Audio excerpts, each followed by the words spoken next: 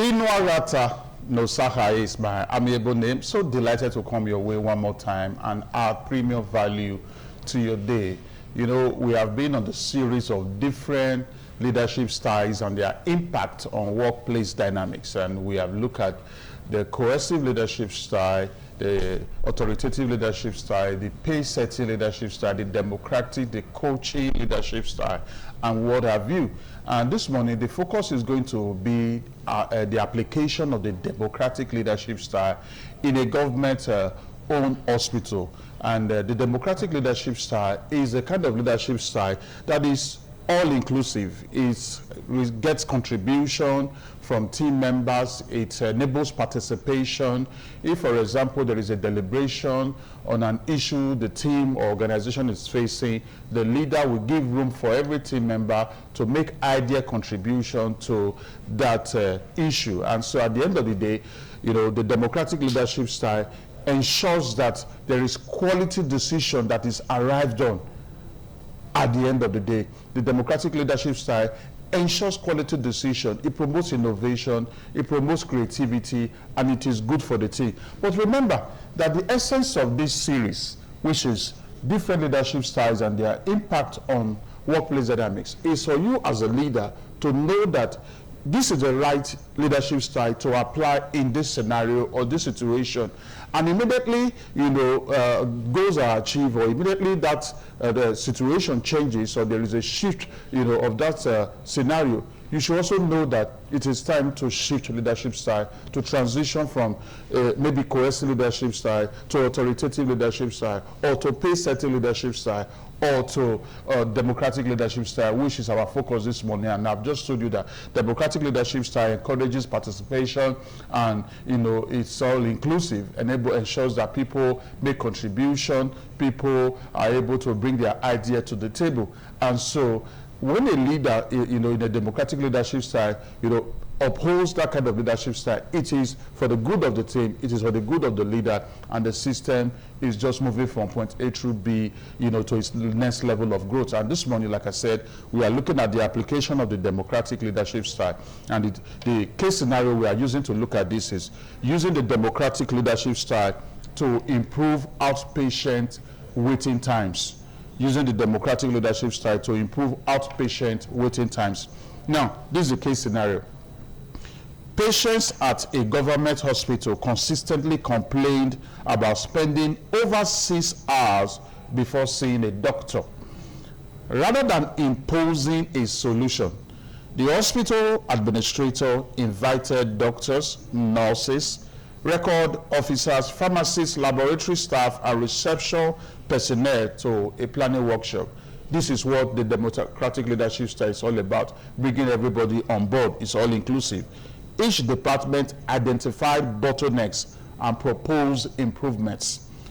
The team jointly agreed to introduce staggered clinic appointments. So instead of just telling everybody to come at a particular point, let's say 9 a.m., you feed some people for 9, you feed some people for 10:45, you feed some people for 1 p.m., you spread it out. That's staggered clinic appointments. The team jointly agreed to introduce staggered clinic appointments, digitize patient records, create a fast-track system for elderly patients, improve communication between departments. Now, this was the outcome of this democratic leadership style application in this government-owned hospital in this case scenario. Within 3 months, average waiting time fell by nearly half, and patient satisfaction increased substantially. That is the beauty of the democratic leadership style, that enables, you know, everybody to make contribution to resolving, you know, issues in the team or in the organization. Now let's look at some, you know, discussion questions on this scenario, some reflective discussion questions.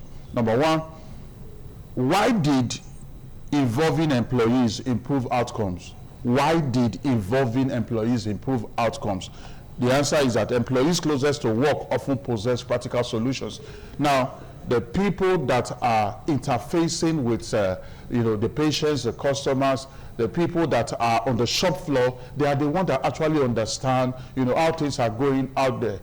And when you bring such people to the team, you'll be able to get quality decision, because why? The people that are involved in the job are making ideal contribution and innovation to the team. The second question is, what workplace dynamics were strengthened? And the workplace dynamics that were strengthened is collaboration was strengthened, trust was strengthened, accountability was strengthened, and at the end of the day, it improved ownership. That's very important. And the last reflective discussion question on this case scenario is, when might democratic leadership become less effective? As a leader, it is very important you understand what I'll be reiterating. It is not a one-size-fits-all situation when it comes to applying different leadership styles. You say, when might democratic leadership become less effective? And the answer is that during emergencies requiring immediate decisions, or when excessive consultation delays action. So during emergency, democratic leadership is not very effective. You need to just give a do as I say instruction, and that is a coercive leadership style. The coercive leadership style is a command leadership style. It's a do as I say leadership style for resolving crises, for managing emergencies, and also for attending to matters of serious indiscipline. So know that, okay, this situation, let me apply leadership style A, like democratic leadership style, just like this administrator did in this government-owned hospital. But when situation changes to crisis situation, to emergency situation, then you need to apply the brake pedal on democratic leadership style and possibly shift to the coercive leadership style. So the lesson at the end of the day is that democratic leadership encourages participation and generates commitment, because people are more likely to support decisions they helped create. I believe that lots of value have been added to your day-to-day. You want to connect with me, send your questions and inquiries. inuagata@gmail.com is my email, INUAGHATA. inuagata@gmail.com. Send your questions, send your inquiries, and then we'll build a better workplace for ourselves. I'll be seeing you next week, Wednesday. And when I return, I will remain the amiable Inuagata, no Sahai. Your day is so blessed. Thank you.